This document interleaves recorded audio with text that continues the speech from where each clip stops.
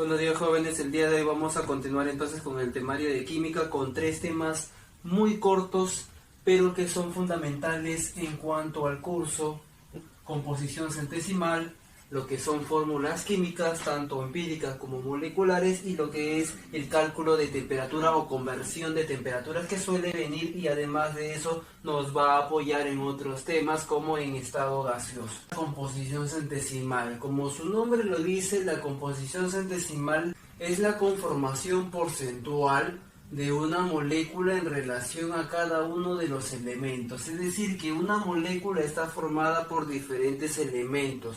Estos elementos, es decir, los átomos, componen a la molécula en diferentes proporciones o cantidades. Digamos que una molécula, por ejemplo la del agua, tiene 2 átomos de hidrógeno y un solo átomo de oxígeno. Por lo tanto, la relación sería de 1 a 2 para formar la molécula general. Así que también se puede hablar de lo que es el peso o la masa. Puede haber más hidrógenos, pero como el hidrógeno tiene un peso bajo, significa que el oxígeno va a tener la mayor cantidad de la masa en relación a toda la molécula. Tenemos, por ejemplo, una molécula ideal, que es una molécula compuesta por los átomos A y los átomos B. Entonces, si a mí me piden el porcentaje de cada uno de los átomos o elementos, lo que debo determinar primero es la masa de cada uno, la masa del elemento A y la masa del elemento B, que en conjunto, en total, me va a dar la masa de toda la sustancia o toda la materia analizada. Posteriormente, si me piden el porcentaje de cada uno de ellos, solamente es una división de la parte que me piden sobre el todo multiplicado por el 100%, que es el cálculo que yo quiero realizar. Es decir, que voy a dividir para el elemento A la masa de este A sobre la masa total multiplicado por mi 100%. Y para lo que es el porcentaje del elemento B es la masa de B sobre la masa total por mi 100%. A modo de repaso te estoy colocando unos ejemplos, unos ejercicios para poder practicarlo. En el primer ejercicio me está hablando de, digamos, un óxido de hierro cuyos átomos están en la proporción de 2 a 3. 2 átomos de hierro y 3 átomos de oxígeno. Y lo que me pide es la composición centesimal, es decir, las proporciones porcentuales de cada uno de ellos. ¿Cuánto es el porcentaje que corresponde en masa del hierro y cuánto es el porcentaje que corresponde en masa de oxígeno? Cada uno tiene diferentes pesos y además de eso hay una determinada cantidad distinta. Por lo tanto, el peso total para cada elemento es diferente, por lo cual obviamente también va a variar sus porcentajes. Tenemos que el hierro equivale a 56 sumas, es su peso, es su masa atómica, que ya lo debemos saber por el tema de la clase anterior, que obviamente hemos practicado. Además de eso, debemos saber que este hierro está presente con 2 átomos, es decir, que hay 2 de 56, lo cual me da 112 UMAS en total en esta molécula, ya que hay 2. Ahora, para el oxígeno su peso atómico era de 16, pero como hay 3 oxígenos en esta molécula, debemos multiplicar por 3, lo cual me daría 48 UMAS. Eso significa que el total de UMAS, el total de peso atómico en la molécula de oxígeno, vendría a ser de 48, pues, ¿no? Ahora, la suma de el total, mejor dicho, de todo este peso de 112 con 48 me da 160 UMAS, lo que equivaldría al peso final de la molécula, es decir, del óxido de hierro. Ahora, cuando me pidan el porcentaje, solamente debo dividir la cantidad de cada uno de los elementos sobre el total. Ya tengo las cantidades y simplemente el total es la suma de ambos. Tengo el porcentaje de hierro que me pide, sería 112, que es el cálculo que realicé para el hierro, sobre el total, que es 160. Y todo esto multiplicado por mi 100%. Es una operación simple, no demora mucho y me da obviamente en este caso 70%. Ahora, para oxígeno yo puedo hacer lo mismo. Divido la parte que me sale 48 sobre el total que es 160 multiplicado por mi 100%. Pero aquí hay un detalle, me sale 30% y eso era obvio. ¿Por qué? Porque tenía un 70% de hierro. Así que en realidad cuando son binarios solamente basta calcular uno para poder hallar el otro, ya que por ende, por lógica, lo demás es el resto que completa el 100%. Si yo aquí tengo 70%, he de suponer que en oxígeno sería el 30%. Si acá tengo 60%, aquí sería 40%. Y así sucesivamente. Así se puede realizar el cálculo de cada uno de los elementos dentro de la molécula. Ahora, el segundo problema me habla de la composición centesimal del agua en la molécula más grande. Esta vez es una sal polihidratada, magnesio, azufre, oxígeno y moléculas de agua, que es la que la va a hidratar, y me pide el porcentaje del agua, no del oxígeno ni del hidrógeno, sino del agua completa de esta molécula.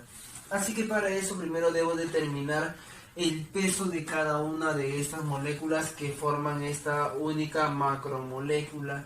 Vendría a ser para el elemento magnesio 24 UMAS, conocimiento general, azufre 32 UMAS y oxígeno 16 UMAS. Como en la molécula hay 4 oxígenos, por lo tanto 16 por 4 que me da 64. Y todo eso debo sumarlo para hallar solamente esta molécula. Una vez que tengo que esta molécula vale 120, lo voy a ahora completar con la siguiente molécula, que es molécula de agua, pero recuerda que son 5 de estas. El agua tiene hidrógenos, que pesa 1, y cada uno de ellos tiene 2 hidrógenos, por lo tanto serían 2 UMAS en total. El oxígeno pesa 16 UMAS y como solamente hay uno se queda ahí. 16 más 2 son 18 UMAS por cada molécula de agua, pero recuerda que son 5 moléculas de agua, por lo tanto es 18 por 5, lo cual me da 90 UMAS en total. Es decir que tengo sulfato de magnesio de peso 120 en total y tengo moléculas de agua como 90 de peso en total. Así que si me piden el porcentaje o la composición centesimal del agua, debo realizar el mismo cálculo pero ahora con la molécula. Es decir que el porcentaje de la molécula del agua sería 90 sobre el total, que es 120 más 90, lo cual me da 210, y todo eso multiplicado por mi 100%. Lo cual al momento de operar me sale el porcentaje de agua de 42,85. Por lo tanto, lo que resta, es decir, lo que sobra, sería el porcentaje en masa del sulfato de magnesio.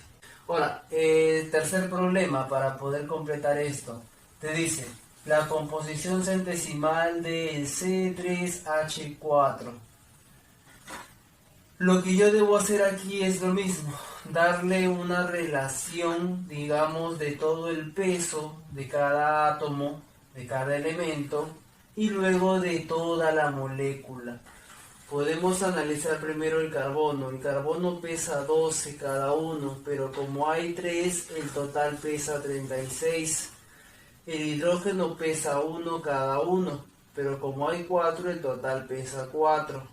Ahora 36 de carbono y 4 de hidrógeno me da un total de 40 UMAS como molécula. Si me piden el porcentaje o la composición centesimal, básicamente vendría a ser una división entre la parte sobre el todo. La parte para el carbono sería 36, el todo o toda la molécula pesa 40, multiplicado por tu 100%. Lo cual me va a dar un porcentaje, una composición centesimal de 90%. Ahora, lo que restaría sería el 10% y no es necesario calcularlo, pero de todas maneras lo podemos hacer. Tengo que el hidrógeno, la composición centesimal es 4 lo que pesa el hidrógeno en total en esa molécula sobre toda la molécula, que sería 40. 4 sobre 40 y todo esto multiplicado por mi 100%, lo cual me daría, como te dije hace un momento, el 10%, que era obvio, pues, ¿no? Debido al 100% total de la materia. Y como te puedes haber dado cuenta, ya hemos terminado. Los ejemplos básicos son solamente 3. Obviamente vamos a practicar más de todas maneras, pero ahí están los problemas. Ahora, lo que son fórmulas químicas viene a ser, digamos, lo mismo que la composición centesimal, solamente que de manera inversa. Mientras aquí me dan la fórmula para hallar la composición centesimal o la proporción, en otras palabras, de cada uno de los elementos en la molécula, aquí lo que me van a dar es la proporción de esos elementos y me van a pedir la fórmula. Y puede haber dos tipos de fórmulas, las fórmulas empíricas y las fórmulas moleculares. La fórmula empírica representada con Fe y la fórmula molecular representada con Fm. ¿Cuál es la diferencia? La fórmula empírica viene a ser la que muestra o la que da paso a la fórmula molecular. Es decir, que una fórmula molecular no puede hallarse o determinarse si antes no se ha calculado la fórmula empírica. Pero además de eso, también tienes que saber que a veces la fórmula molecular coincide con la fórmula empírica. No siempre, pero a veces sí sucede, ya que la fórmula empírica viene a ser la fórmula aparente, que puede ser real o falsa porque todavía no lo sabes, no calculas el peso exacto de la molécula, solamente sabes la relación que existe, es de tipo porcentual. Mientras que la molecular es de porcentual y además de peso molecular, ya que se sabe o se logra entender ya el peso real de la molécula. Para que me entiendas, 3 ejemplos. Digamos que tengo este carbohidrato con una relación de un carbono, 2 hidrógenos y un oxígeno. Pero ahora me dicen que esto de acá presentan 6 carbonos. Por lo tanto, se tiene que mantener la misma relación, pero ahora por 6. Es decir, que voy a tener 6 carbonos, 12 hidrógenos y 6 oxígenos. La relación se mantiene, es de 1, 2, 1. Pero sin embargo, ahora tengo la molécula o el tamaño real de la molécula, que en este caso sería la glucosa. Tiene 6 carbonos, tiene 12 hidrógenos y tiene 6 oxígenos. Sigue siendo lo mismo, solamente que ahora con el tamaño real. Lo mismo pasa para el NH2. Si yo lo multiplico por 2 me sale N2H4, que es la hidracina, es una molécula, digamos, real, que se presenta en la naturaleza, mientras que la proporción o la relación es el NH2. El CH, si yo lo multiplico por 6 me sale C6H6, que vendría a ser el benceno, que es la molécula real, pero la relación o proporción que existe entre estos es de 1 a 1. Ahora, profesor, ¿cómo yo entonces puedo calcular la fórmula molecular? Antes de calcular la fórmula molecular, primero debemos saber cómo calcular la fórmula empírica. Hay un método que es muy práctico, hay otro método que es quizás un poco más complejo, pero de todas maneras te voy a enseñar de ambos para que tú elijas cuál prefieras. Primero, me van a dar, como te digo, los átomos que yo voy a tener en la fórmula. Ahora, las proporciones o las cantidades, digamos, de cada uno no las sé, pero sí sé las cantidades totales, es decir, en porcentaje o en masa total. Allá en este caso me dicen que del 100% de toda la molécula, 90% corresponde al carbono y 10% corresponde al hidrógeno. Los datos del peso de cada uno de ellos puede ser que te lo den, puede ser que no te lo den. Generalmente si te dan átomos básicos como el carbono y el hidrógeno, se supone que debes saberlo. Sabemos que el carbono pesa 12 UMAs y el hidrógeno pesa 1 UMA. Por lo tanto, ahora yo debo determinar lo que es la relación de cada uno de ellos, cuánto vale X y cuánto vale Y, para saber cuál es la relación que existe entre carbono e hidrógeno. Entonces, ¿y cómo yo puedo saber eso? Debemos entender que el peso de cada uno de ellos multiplicado por la cantidad de cada uno de ellos me da el total de todo el elemento en la molécula. Pero también yo sé que el total de del elemento en la molécula es de 90 en relación al 100%. Por lo tanto, esto podría darse como una equivalencia. Y lo mismo para el hidrógeno. Un UMA que equivale de hidrógeno por un Y vendría a ser 10. Así que simplemente realizamos una proporción o una relación. 12X equivale a 90 y el único Y equivale al 10. Y ahí solamente existe lo que es una relación, bueno, que es justamente lo que queremos calcular. No queremos un peso exacto, un tamaño exacto, solamente queremos una relación.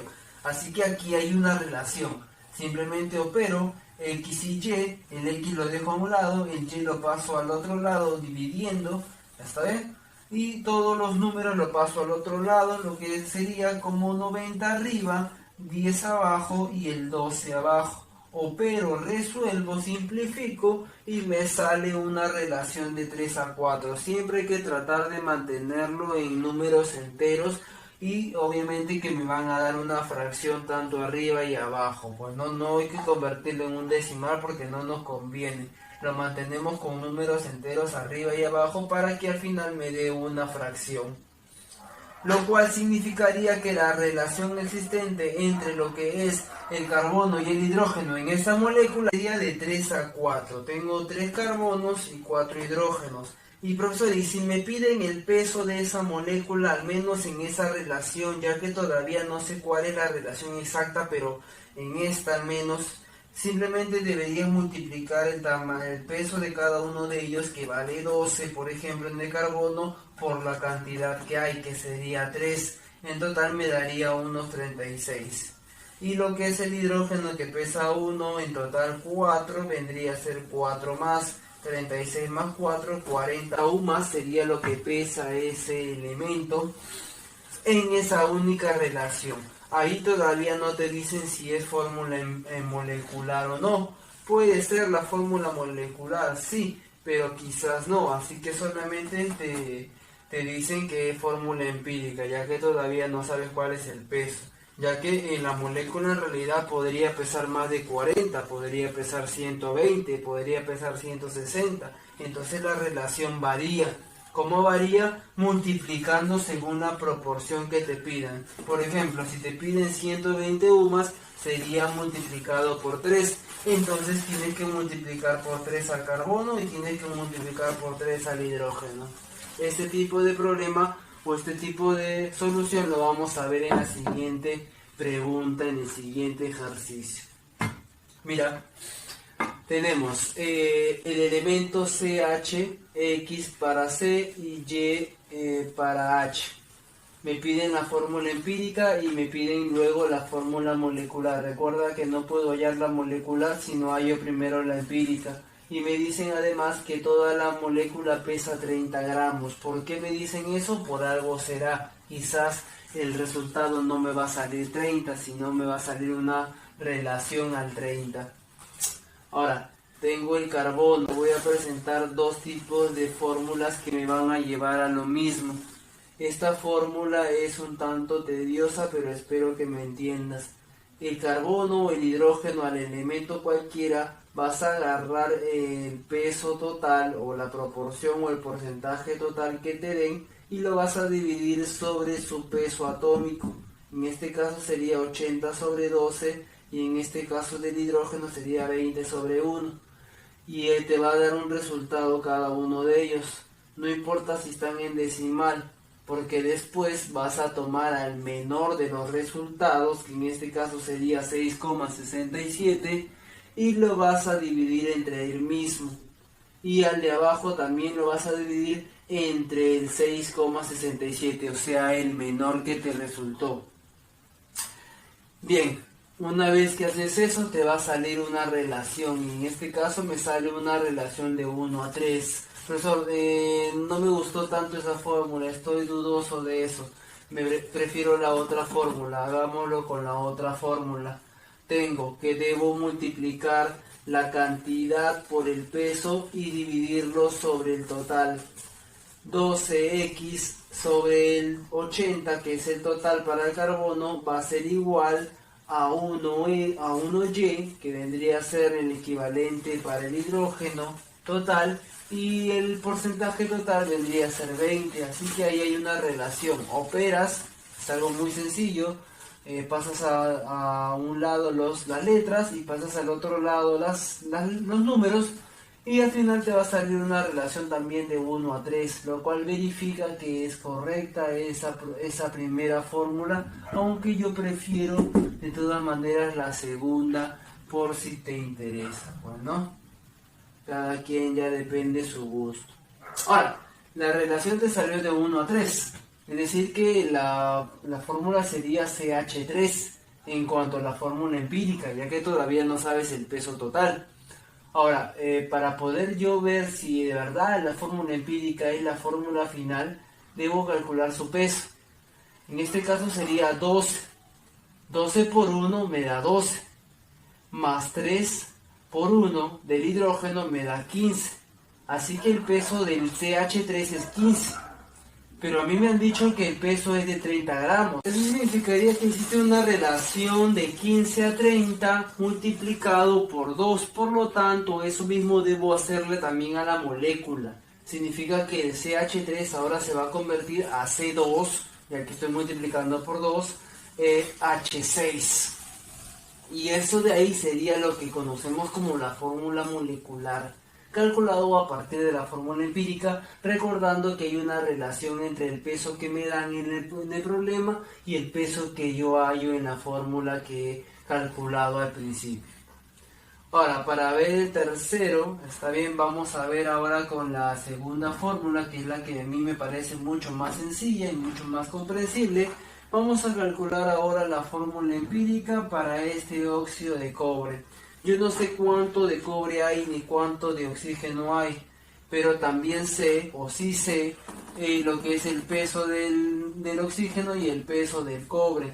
Y eso me va a servir justamente para poder yo resolver el problema y poder determinar la proporción que tiene cada uno de ellos en ese óxido. Tengo que el cobre pesa 64 y hay X de cobre, 64 por X. Y esa multiplicación vendría a ser el total en porcentaje, o sea 80%, lo pongo abajo. Y esto de acá es equivalente a lo que es el peso del oxígeno, que es 16, por la cantidad que hay, que es Y, yo no sé cuánto es, todo dividido sobre el total, que vendría a ser el 20%. Recuerda que al total me debe dar el 100%. Opero, resuelvo, que es algo muy sencillo, y me va a salir que X y Y la relación es de 1 a 1. Y fácil, pues no, ahí está resuelto el problema. Si yo deseo, puedo calcular el peso total, que en este caso sería la suma nada más de cada uno de ellos, lo cual me daría 80 gramos o 80 ohmas, como quiera representarlo.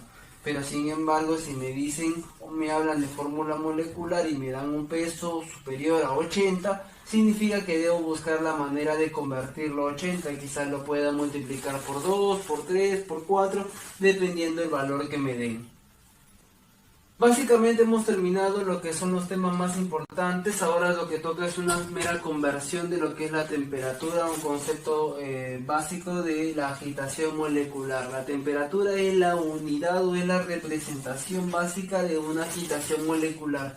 Nosotros sabemos que toda materia está compuesta de moléculas y estos están compuestos de átomos altamente energéticas que constantemente están intercambiando electrones. Por lo tanto hay un cierto movimiento o agitación, y toda esa labor, todo ese trabajo, toda esa agitación justamente se representa mediante las unidades de temperatura. Tenemos 4 unidades básicas de temperatura: la unidad llamada grados centígrados, la unidad llamada grados Kelvin, la unidad llamada grado Fahrenheit y la unidad llamada grados absolutos o R. Los grados centígrados, grados Kelvin, grados Fahrenheit o grados absolutos se representan con estas fórmulas. Está bien, no puedes, digamos, repasar o estudiar en tu casita, que es la siguiente.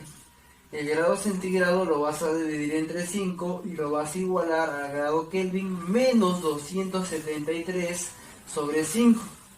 Y estos de acá también se pueden igualar a la vez con el Fahrenheit menos 32 sobre 9. Y este de acá también se puede igualar al absoluto menos 492 sobre 9. Son valores ya estandarizados, calculados obviamente mediante la práctica, pero ya están establecidos. Lo único que a ti te corresponde hacer o aprender es justamente cómo convertirlos. Sobre todo lo que es los dos primeros, grados centígrados con grados Kelvin, que suelen venir bastante en otros temas, como por ejemplo el siguiente tema que se aproxima, que es el estado gaseoso. En estado gaseoso se utiliza mucho lo que es el grado Kelvin, pero a veces los exámenes te dan con datos de grados centígrados, así que debes convertirlo a grados Kelvin. Tenemos 1, 2, 3, 4 problemitas básicos de este tipo entre cada una de las fórmulas que hay. En este caso, por ejemplo, en el primer punto me dice: tengo 27 grados centígrados y quiero convertirlo a grados Kelvin. ¿Cuánto será en grados Kelvin? Fácil, utilizar la fórmula 27 sobre 5, como dice en la fórmula, igualado a Kelvin menos 273 también sobre 5. Obviamente sabemos muy bien que esta es una ecuación primaria. Lo que va a pasar es que el menos 273 va a pasar a sumar a ese 27, lo cual me va a dar el resultado final Kelvin, que vendrían a ser unos 300 grados Kelvin. Ahora, para grados Fahrenheit y a grados centígrados voy a utilizar esta primera fórmula con la tercera fórmula. Si te das cuenta, aquí no voy a poder simplificar nada, así que debo utilizar la fórmula completa. Me dice que tengo 77 grados Fahrenheit y debo convertirlo a grados centígrados. Grados centígrados debo dividirlo entre 5, igualarlo a lo que es el Fahrenheit menos 32. 77 menos 32, todo dividido sobre 9. El grado centígrado lo dejo solo, paso el 5 a multiplicar y 77 menos 32 me da 5, 5 y 5, ¿está bien? 5 y 5, debido a que voy a simplificar el 45 con el 9, listo, y 5 por 5 me da 25 grados centígrados. Entonces significa que 77 grados Fahrenheit equivale a 25 grados centígrados. Ahora, el tercer problema, me dice 64 grados Fahrenheit convertirlos a grados absolutos. Es algo muy similar entre lo que pasó con el centígrado y Kelvin, ya que el Fahrenheit y el absoluto tienen de base 9. Por lo tanto, voy a hacer lo mismo. Primero utilizo la fórmula completa para no confundirme. Tengo 64 Fahrenheit menos 32 sobre 9 es igual al absoluto menos 492 sobre 9. El 9 y el 9 se van, por lo tanto me queda 64 menos 32, que me vuelve a dar 32, es igual al absoluto menos 492. El 492 va a pasar a sumar al 32, por lo tanto me va a dar un absoluto de total de 524 grados absolutos. Para terminar, tenemos el último problema, el problema número 4, que me dice el 278 Kelvin convertirlo a Fahrenheit. Lo que debo hacer es utilizar la fórmula segunda con la fórmula tercera. 278 menos 273, que es la fórmula, dividido todo sobre 5, es igual a Fahrenheit menos 32, todo dividido sobre 9. 278 sobre menos 273 me da 5, y 5 sobre 5 me da 1. Por lo tanto, este se queda como 1 y el 9 pasa a multiplicar. Así que tengo 9 igual a Fahrenheit menos 32. Y el menos 32 simplemente pasa a sumar a ese 9, por lo tanto el Fahrenheit queda como 41 grados Fahrenheit, pues, ¿no? Así que 278 grados Kelvin equivalen a 41 grados Fahrenheit. Todas estas conversiones son solamente, básicamente matemáticas, tienes que recordar las fórmulas. Como te dije en un principio, este tema es corto, solamente son meras conversiones, meros cálculos. De todas maneras se puede practicar con diferentes moléculas, diferentes porcentajes, entre otros, dependiendo de lo que te pidan. Así que espero que te haya gustado el tema del día de hoy y nos vemos en una próxima oportunidad.